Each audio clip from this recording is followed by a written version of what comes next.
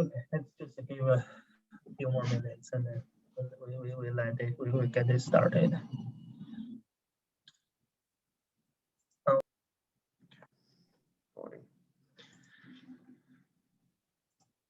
How do you do recording? I never found that. Oh, there's a red button. You just push on it and then it records onto your computer. Okay. All right. So Thomas, it's all yours, right? I'm gonna silence myself. Okay. Yeah. Oh, let's give it 2 more minutes. People are still. You're the host. You're the host. Yeah.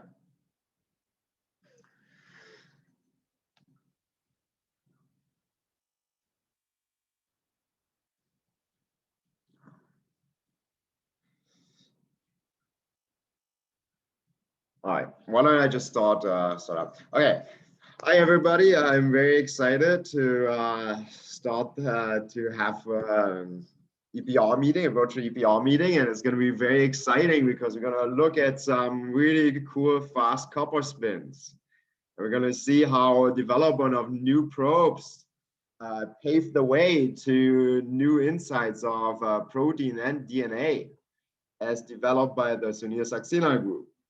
And for part of that, actually, Shreya did a lot of work on that. Shreya did her PhD with Sunil Saxena in Pittsburgh.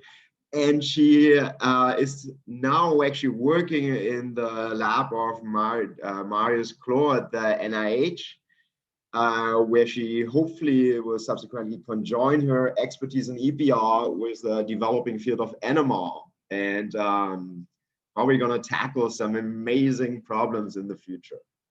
So with that being said, I'm just going to give it over to Shreya, and I'm certain she's going to do a great job.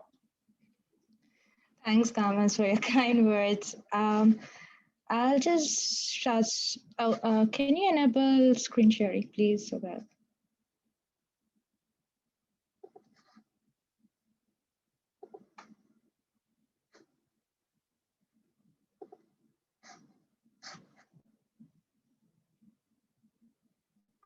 Thomas, you're muted, sorry. How did I do this? All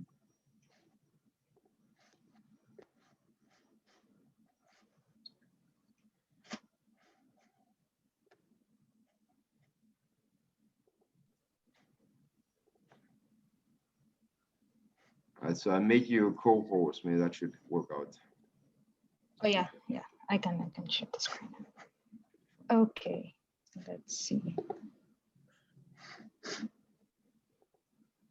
Oops.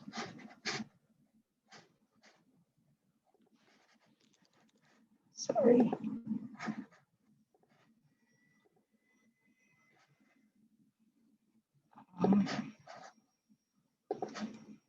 While Shreya's on it, please raise your hand, or if you have questions, you can also directly just write it down in the chat function. So just go ahead. Are you able to see the screen, Thomas? Yes, I am. Looks great. Okay, perfect. All right. Features. Okay. So is it good to start now? Yeah, please go ahead. Okay, sure. All right. Good morning, everyone. Whoever here is in the EDT time zone. So today I'll be talking about my PhD research work that I performed during my time at University of Pittsburgh with Professor Saxena, where we developed some copper-based spin labeling schemes for both proteins and DNA. And then we tried to obtain distance constraints in both those systems. So most physiological processes involve some sort of protein-DNA interactions. And shown here are some examples where there's different proteins interact with a specific DNA sequence to provide various functions like immunity, cellular defense, or even they promote cell growth. So understanding these structural changes and particularly shape adaptations and dynamics of both the proteins as well as the DNA, is therefore the key to understanding various important biological mechanisms. And one way to do that is by using EPR, where EPR, as you are all familiar, serves as a powerful tool to obtain information on conformational changes. Particularly pulsed EPR techniques like TEER, RITME, etc., can allow measurement of nanometer range distances between two or more unpaired electrons present in the system. So for DNA, there are a vast array of labels available, and the most common, again, obviously, is nitroxides. These nitroxide labels attach to a specific base or a phosphate or even a sugar backbone. There are paramagnetic labels as well, such as shown here is the copper guanine quadruplex and gadolinium, as well as radicals such as the triaryl methyl or the trityl. Now, all these amazing works have significantly advanced our understanding of DNA and its dynamics. But like most methods, they too have some caveats where they either require specific bases to attach, or they have long linkers, or they are large in size where they can only be attached at the ends of the DNA helix. So particularly in the case of nitroxides, the labels, they attach to a specific nucleotide and are often associated with long linkers, which can cause them to stick outside of the DNA helix. And that in turn can provide a most probable distance, which can be a few nanometers longer than the expected distance. So as an alternative, in our group, we presented a nucleotide and structure-independent copper-based label called copper DPA or dipicolylamine. As you can see, the label has its own phosphoramidite backbone, so it can be incorporated anywhere inside the duplex. As such, it does not need any specific base to bind, and therefore it makes the label nucleotide independent. The base complementary to the copper DPA is called a despacer, which is just a regular sugar phosphate backbone. So what we did is incorporated these labels on 5 individual DNA duplexes at 2 particular sites. And the separation between the labels, which I will refer to as N, was incremented gradually from 8 to 12, as shown here in this figure. So what we did next was to make sure that this copper binds specifically to the DPA sites when those labels are present in the duplex. So we considered 2 DNA duplexes, one which has the DPA sites, and the other is just a control DNA where the DPA sites are replaced by adenine and the despacer by thymine. So after adding copper and annealing the DNA duplexes, we performed continuous wave or CWEPR experiments. CWEPR, being sensitive to the immediate coordination environment of copper, can help us figure out where the copper binds to. Now, when we perform CWEPR on the copper-bound DPA DNA duplex, as well as the control DNA, we see that the 2 spectra are distinctly different. And as you can see, the position of the peaks are also different. What this means is that the coordination environment of copper in the control DNA versus the DPA DNA is different. It also means that the base to which the copper binds in the control DNA is prohibited in the DPA DNA due to 2 reasons. 1, the presence of the DPA sites, and 2, the high binding affinity of copper to the DPA. So from this, we concluded that the copper binds solely to the DPA sites and not elsewhere when in the DPA DNA duplex. So then we performed our DR distance measurements on these duplexes. what we saw was that the most probable distances increases as the separation or the end between the labels increases, as we would expect. Now we plotted this most probable distances against the base pair separation, and we obtained a slope of about 0.35 nanometer. The slope is basically the separation between two adjacent base pairs. Now, what is interesting here is that for a bDNA, the theoretical separation between two adjacent base pairs is 0.34 nanometers. So it's very close to our experimental result. Therefore, in short, this copper DPA label it has the ability to discern differences in length for as small as just one base pair. But then these EPR distance measurements, they provide sparse constraints, and therefore, some sort of complementary technique like molecular dynamic simulations will definitely benefit the overall picture.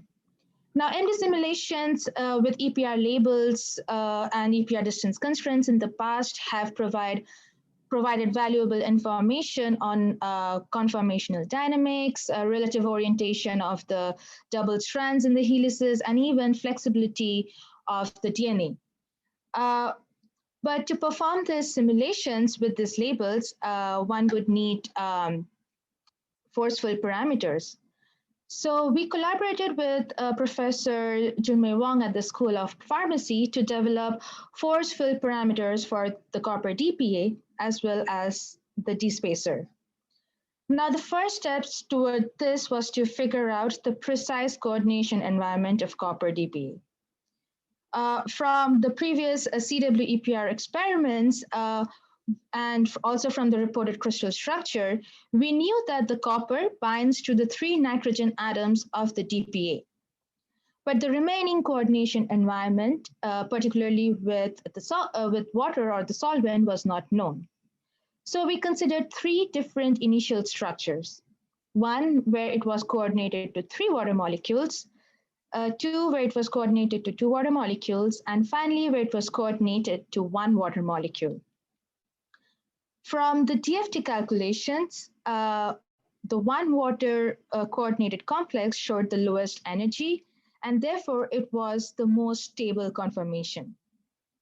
So then we compared this DFT optimized 1 water structure with the reported crystal structure, and we saw good agreement for both the bond angles as well as the bond lengths for the immediate coordination environment of the copper. Also, they both showed actually similar square planar geometry. We also tried to verify this further with EPR, and we performed high score on both the copper DPA as well as the control DNA. And what we saw was that this copper DPA was coordinated to equatorially with water, as shown here by these rectangles, and coupled with weakly solvent molecules, as shown here by these circles. For the control DNA, we could only see the weakly coupled solvent molecules. So overall, with from all the DFT and the EPR results, we were able to infer that indeed the copper DPA is coordinated to just 1 water molecule in the equatorial plane, as has been optimized or shown in crystal structure 2. So then we proceeded to perform MD simulations using this newly developed forceful parameters for the labels. We performed 2 microsecond simulations on these different duplexes. And from the empty trajectories, we obtained the most probable distance between the 2 copper centers, as well as between the 2 backbone carbon atoms shown here by this red C, which is the backbone carbon atom of the DPA. And as you can see here from this plot, all the distances, they agree well roughly within 2 angstroms.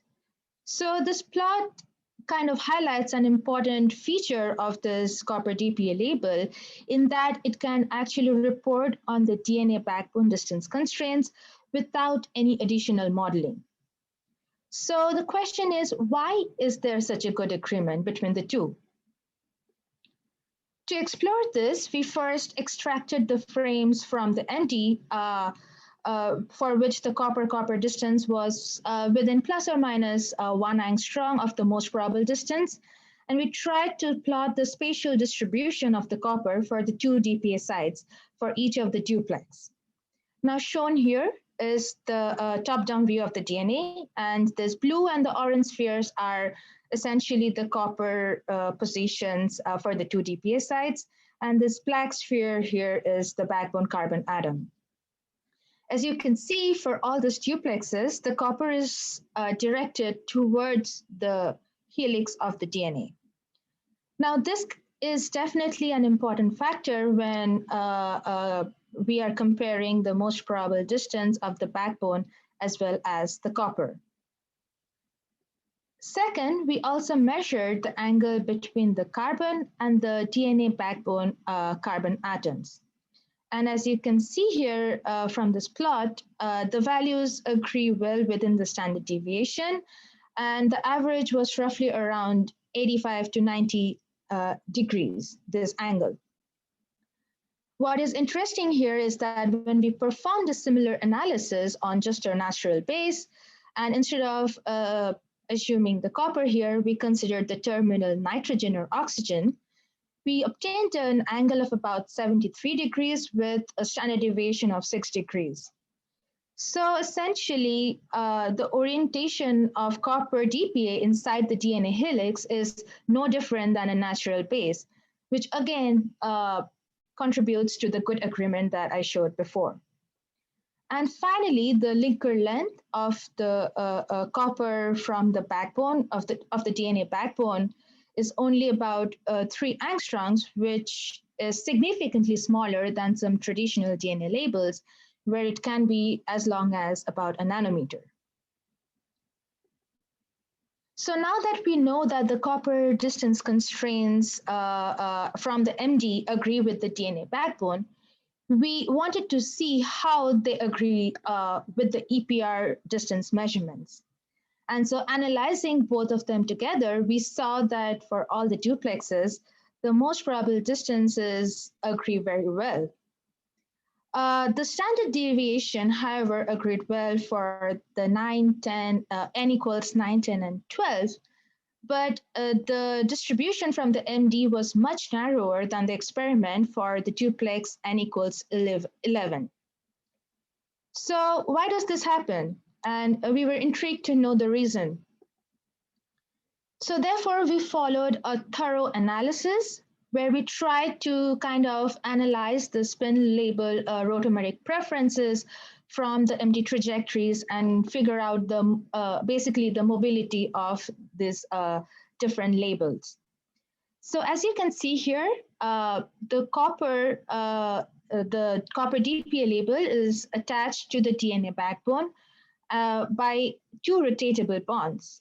This carbon-nitrogen, which I have labeled as Cu1, and there's the second carbon-carbon.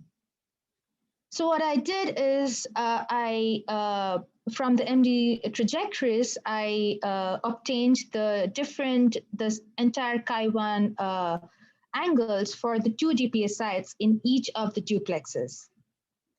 As you can see, for n equals 9, 10, and 12, at least one of the copper DPA site samples the entire range of Cu1, that is plus and minus 180, as well as plus and minus 60. However, for the n equals 11, you can see that for both of the DPA sites, it does not sample the entire range, which also means that it has limited mobility and which can potentially lead to a narrow distance distribution. So we also tried to approach it from the RMSF values, or the root mean square fluctuations, where we calculated the RMSF values for each of the base for all these different duplexes. The red dots here are denoting the copper DPA. The blue is the D-spacer, and this black and gray dots are essentially the natural bases in the two strands of each duplex. As you can see, for at least one of the copper DPA site in 9, 10, and 12, the RMSF value is really high, which means that it has a higher mobility. But for n equals 11, that is not the case. Another important thing to note here is that even within the same duplex, the two copper DPA sites can have two distinct RMSF values. Now, these analysis leads to the conclusion that the copper DPA actually has varied mobility, which in turn depends on where the DPA label is positioned inside the duplex. So it's definitely dependent on the position of the label. And lastly, from the MD simulations, we wanted to answer some key EPR results. Now, from the distance measurements the gear distance measurements performed at this different magnetic fields at Q-band frequency, we saw no orientation selectivity effects. So what we try to do is see it from the MD perspective. So we obtained the three principal angles which determine the relative orientations. And from those, we tried to obtain the individual time domain gear traces at these different magnetic fields. And you can see that these traces at different fields are similar to each other. And in fact, this red dashed line here, it shows the first period of modulation. Now, to better understand the physical picture of what is happening, we chose one copper center as the reference and align this G parallel to axis to overlay about 100 structures from the MD that were evenly sampled. The reference copper here is shown as the black sphere, and the location of the second copper is shown here in the orange spheres. And you can see that even at a single magnetic field, corresponding to the G parallel, there are a large number of molecular orientations that can exist. This means that when we are using the finite bandwidth of the pump pulse in GR measurements, it actually leads to excitation of a wide range of molecular orientations, and therefore it mitigates any orientation selectivity effects. So hopefully at this point, I have showed you the potential of the copper DPA label and how it can be implemented for EPR as well as MD for obtaining DNA backbone distance constraints. So I'd like to switch gears a bit to focus on proteins now and the development of copper labels for protein systems. So similar to DNA, nitroxides are also, again, the most widely used labels for proteins, particularly this label called MTSSL, as most of you are familiar with. MTSSL attaches to the cysteine of a cysteine residue of a protein to give this R1 moiety, which has 5 rotatable bonds. So there can be a large distribution of rotamers possible due to this rotatable bonds. And so when measuring the distance between two such labels, we are essentially capturing this large range of distances between different rotamers, leading to this broad distance distribution. So the question is why a broad distance distribution can be an inconvenience. Well, the difficulty lies when we're trying to predict the protein backbone fluctuations, and we're trying to distinguish it from the inherent flexibility of the label. So as an alternative, in the Saxena group, we introduced a copper labeling scheme that binds to two strategically placed histidines instead of cysteines. Now, this can be an advantage in itself because a lot of proteins like transcription regulators and restriction enzymes have functional cysteines. So cysteine mutagenesis can be a little problematic because it can lead to the loss of native functionality. So the two histidine residues are strategically placed. By that I mean if it's a beta sheet, it's an I and I plus 2 position. If it's an alpha helix, it's an I and I plus 4 position. This allows the histidine residues to face in the same direction essentially. So then we add a copper complex called the copper nitrilotriacetic acid, or the copper NTA, which binds specifically to the two histidine residues. Of course, again, as controls, we first needed to check if the copper actually complexes with the NTA and if it binds to the DHIS sites. So again, we started with CWEPR experiments. As you can see, for the free copper, the equatorial coordination consists of 4 oxygen, whereas copper complex to NTA, it has 3 oxygens and 1 nitrogen. And this difference, is coordination, is directly reflected in the CWEPR spectra. And as you can see, there is no overlap in the peaks between these two spectra, which means that the copper complexes entirely with the NTA. So then the next thing was to figure out if indeed the copper NTA binds specifically to the DHIS sites. Again, going from the copper NTA, where the coordination environment is 3 oxygen and 1 nitrogen, to the DHIS copper NTA, where it's 3 nitrogen and 1 oxygen. The coordination environment is going to be reflected in the CW results, and that's what we see. Again, there is no overlap of peaks, which means that the copper NTA actually binds to the double histidine residues. So finally, we performed some distance measurements on a model protein, GB1. We mutated histidine residues at specific sites to allow for copper labeling, and then applied DIR to measure distances between the two. And the distribution is shown here. We then compared with the distance distribution obtained on a nitroxide label GB1, roughly around the same sites. And you can see the distribution due to copper is much, much narrower than what was obtained for the nitroxide. This significant improvement in distribution, which shows that the copper NTA label is more rigid than traditional labels like the MTSSL, which can in turn help to better represent the protein backbone fluctuations. And I'll show you the advantages of this narrow distributions in a few minutes. So we applied this labeling scheme to more complicated systems, and in this case, a transcription regulator called QR. This work was done in collaboration with the Rothstein group at Bar-Ilan University. The QR is a copper binding protein, which in the presence of specific metal ions and DNA sequence activates the transcription process. The QR was labeled at 2 sites with the DHIS copper, and the distance measurements were performed in different functional states.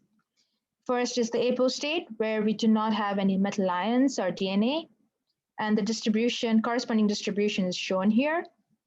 The second is the holo state, where we have the specific metal ions, and the corresponding distribution is shown here in the green. Now note that the position of the labels are exactly the same as in the apo. And finally, the distance measurements were done on the active state, where both the metal ions and the DNA were present. And we saw a distinct distribution shown here by the rate with all these additional peaks. So this was really interesting to see the distance distributions with different functional states. What is more interesting is that the initial measurements on this QR protein, particularly in the active state, was done using nitroxides, and 2 broad distance distributions were obtained. When we applied the copper DHIS labeling technique, we were able to distinguish these various conformations of the protein in solution. And particularly, we were able to identify 2 active conformations shown here by this asterisk. So this is kind of roughly showing where the advantage or the potential of narrow distribution lies. We used this distance constraints in the active state, and we were able to apply some coarse-grained modeling to obtain the conformations of QR into the active conformations of QR as shown here by the blue and the green. Now, the take-home message here is that the combined strategy of the copper DHIS label as well as modeling can be an efficient and a powerful way to obtain information on functional states when no such corresponding crystal structure on the states are actually available. And since then, a lot more progress has been made on this label because of the rigidity. The distance constraints can actually be used to obtain information about protein subunit conformations. DFT optimized structures of the labels have been developed, which has then been used for NG simulations, providing detailed atomic state information of the labels. The label has also been used to obtain information on site-specific dynamics in enzymes at room temperature. And most recently, the label on deuterated protein and solvent has been able to report distances as long as 9 nanometers, which is a big step going forward and opens up a lot of possibilities for these copper labeling schemes. So with that, I would like to thank my group, especially Professor Saxena for his guidance and support, and all the members of the Saxena group for their constant help with everything. I would like to thank all the funding agencies for providing the financial support for my research. And finally, I would like to thank everyone here for your time and attention.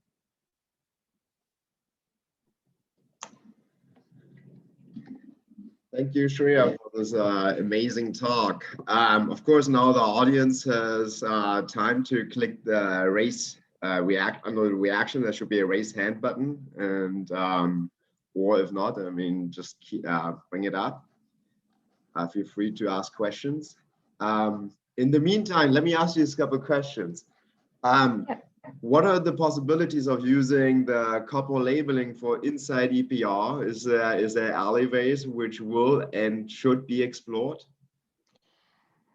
Yes, I would speak for the copper label for protein because that has been done. Sorry, it's not been done, but it's something that I know was in our minds.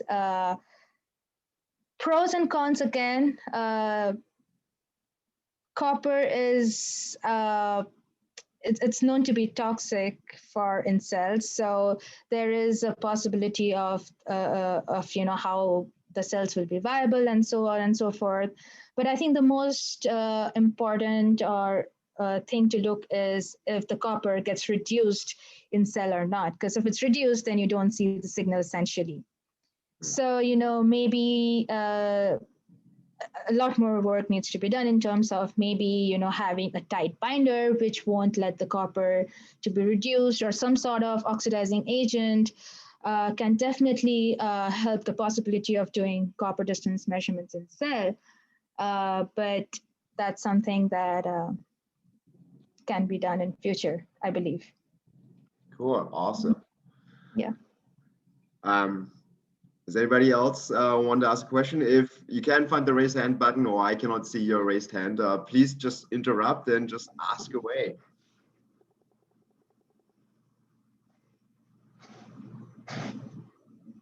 Okay. Okay, well, why don't I just keep asking one more question? I mean, why not? It's fun, right? First of all, I love the title. Well, it wasn't your paper, but Sunil's last paper, Destroy. One of the best titles I've seen come up with, seen yet. So what alloys do you think are there? Like in this case, obviously you have copper. Now I also know there was copper and MTSL. Now we can also combine copper and gadolinium. So now we're gonna have like a 3-spin systems what we can work with, which is extremely exciting because let's catch up to NMR. Let's give them a run for the money. What do you think that can go with that? Yeah, absolutely. I mean, orthogonal labeling is something that, has definitely been done and can provide a lot of like not a traditional just distance constraints, but so much more than that. I definitely think that not just like nitroxide, like even with radicals, right, with tritles and stuff, you can combine with copper, you can get a whole lot of information out of it. So definitely something, I guess, people who are currently working with copper API are looking into.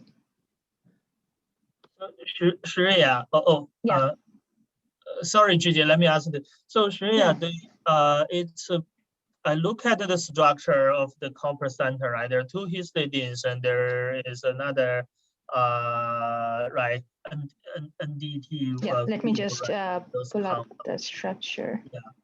Do you see any, how to say, delocalization of the spin?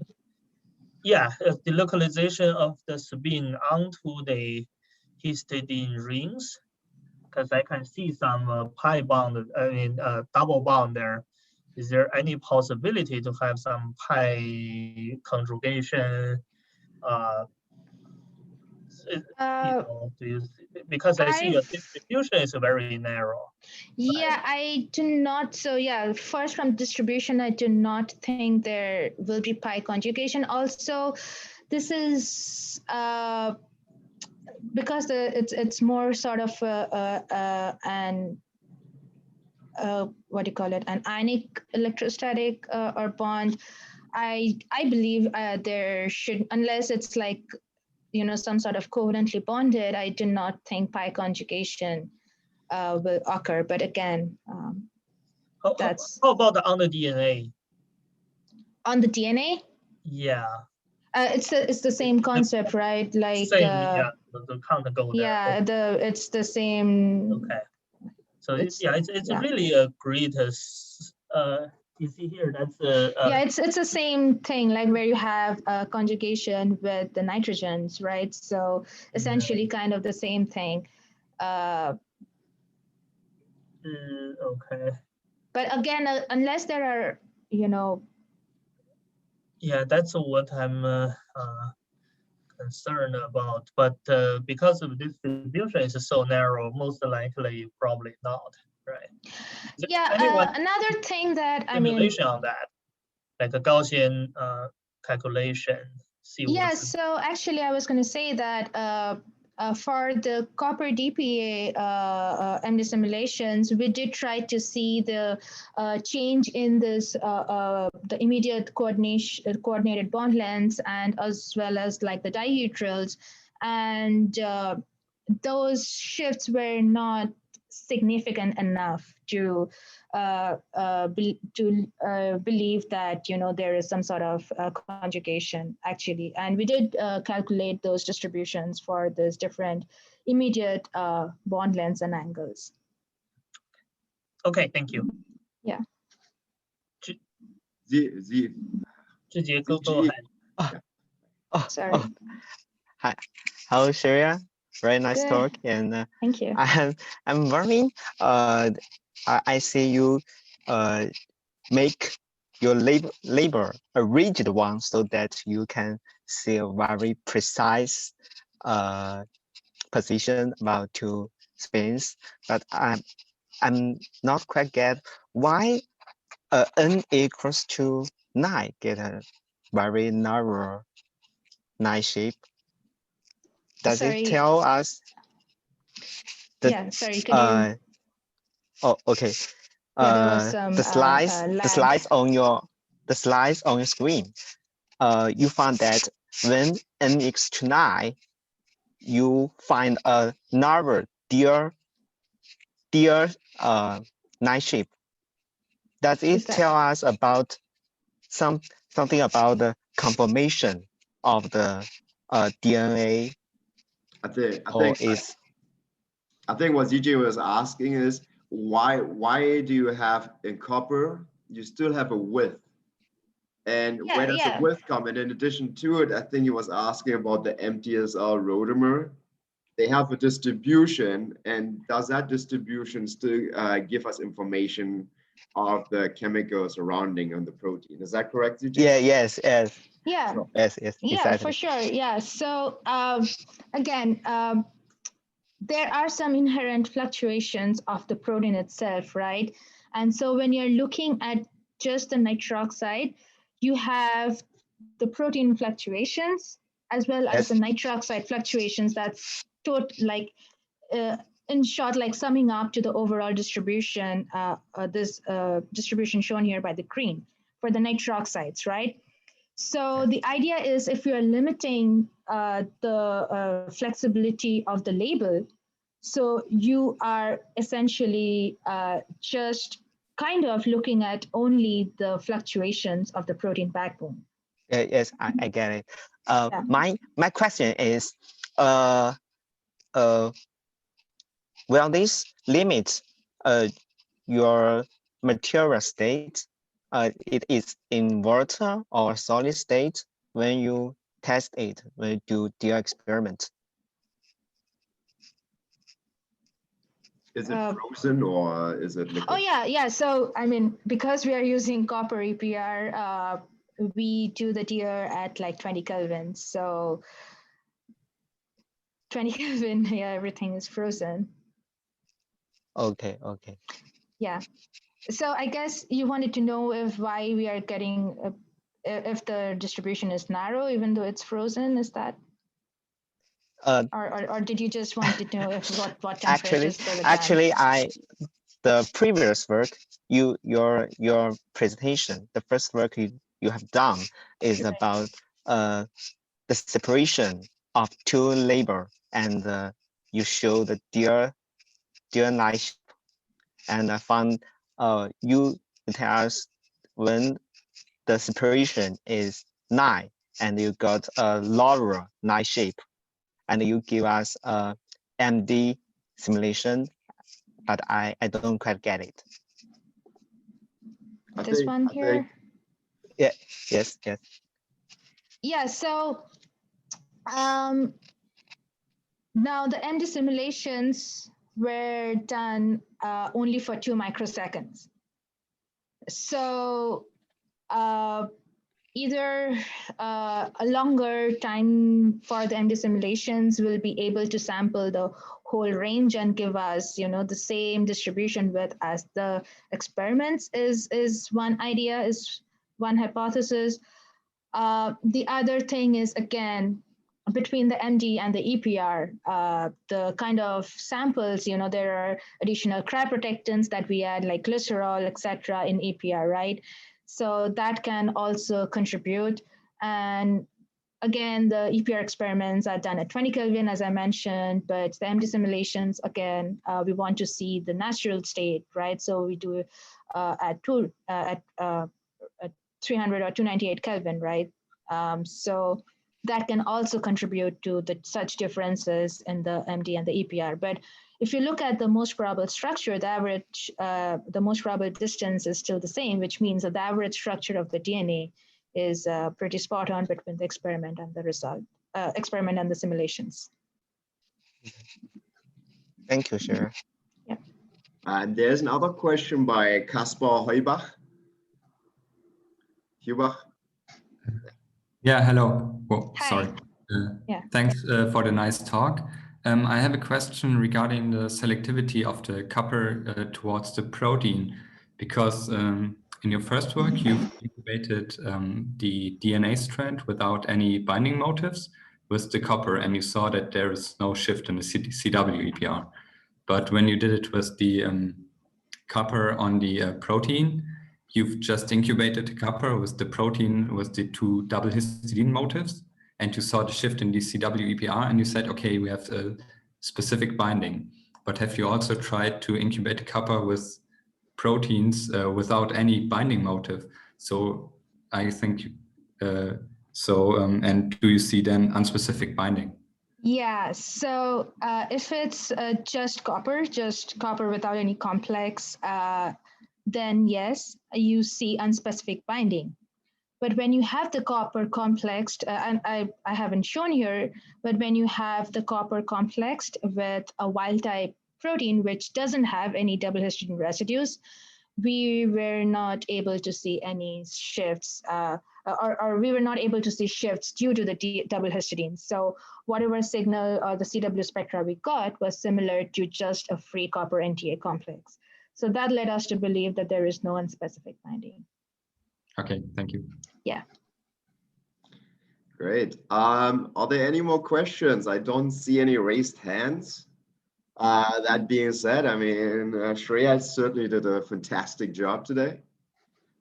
With that being said, I'm gonna give over to Andreas Scherer. He has some exciting motions going on where he will tell us about a conference in Germany where we can all participate.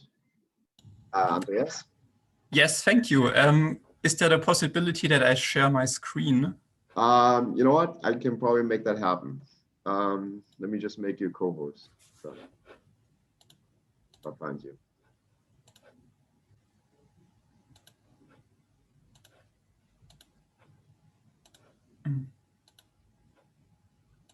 Okay, you should be able to do that. Okay, so thank you, Thomas. I would just like to use this opportunity to invite you all to this year's meeting of the German Division of Magnetic Resonance. It will take place from September the 27th to the 1st of October. And it will cover the whole range of magnetic resonance, so NMR, MRI, but also EPR, of course. And this year we want to focus on young researchers to give them an opportunity to present their work to a broad audience. And therefore there will also be the chance for networking opportunities between the talks to stimulate some more informal exchange. The submission deadline for abstracts has been extended to next week's Monday, so the 2nd of August. If you want to participate without an abstract, you can do that, but registration is still required and it is open until the 1st of September. However, in any case, it is free of charge and I hope to see a lot of EPR guys there. And thanks again to today's organizers to give me the opportunity to promote this. Great, this is awesome. So why don't we just flood the entire conference with EPR? I like this.